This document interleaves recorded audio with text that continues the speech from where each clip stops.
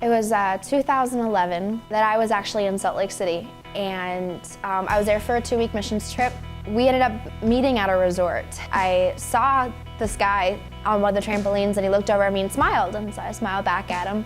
And no time did I notice that he had walked over and was standing right next to me. And we started talking, and it was amazing just how fast we instantly clicked. We were able to share life stuff and found out he was from Idaho, I was from Wisconsin. He was Mormon, and so he had talked about a little bit about the missions trip that he was going to do and the stuff that he was planning on doing after he graduated high school. And we were both the same age, and it was just a really cool experience to be able to meet someone like that. And we exchanged information and became friends on Facebook. It was sometime in December.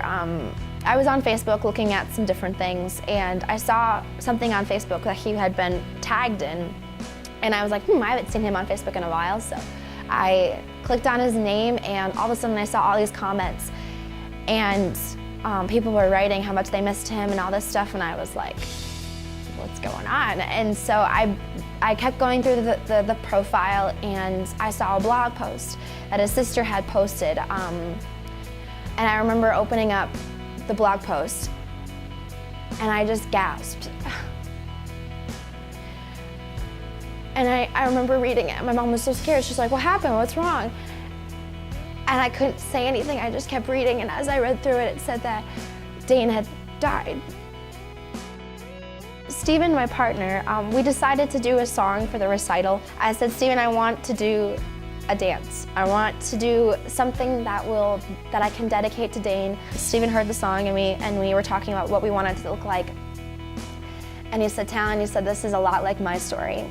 And Steven went into his story about how he had a friend, Jared, who was huge into climbing mountains and was just a very adventurous young man, and they had been friends forever, and it seemed like. And he said that Jared had went out mountain climbing with a couple friends, and while he was out there, he fell and ended up hurting himself, and he let out a distress call shortly after that, and it wasn't until about 3 or 4 days after that they found him, and he was pronounced dead.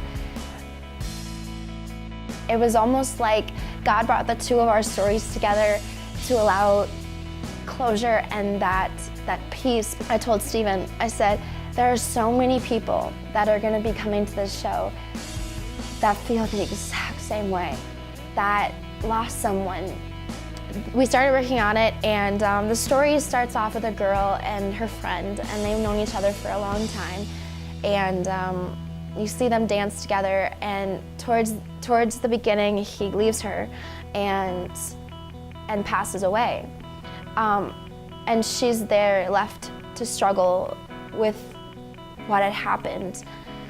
And the words of the song, it says that it says that I thought I'd get one more chance to say thank you, one more chance to tell the person everything you want to say. And that's when he comes back into the scene, almost as if it's a dream. And he and her go through this dance where he tries to bring her back to God, to help her understand what happened, but to realize that it's okay to move on. And at the very end, he pulls her back towards God. He says his goodbyes, and she's left with the peace knowing that everything is gonna be okay, that God is gonna take care of her and her hurts and her frustration of not understanding why this happened. And I can't wait to show everyone this dance. We've worked so hard on it, but it's amazing to think that through dance we were able to find peace in knowing that Christ has it all in his hands. That's what I want this song to be, is a dedication to Dane, a dedication to Jared, and a hope for the future that it's gonna be so bright.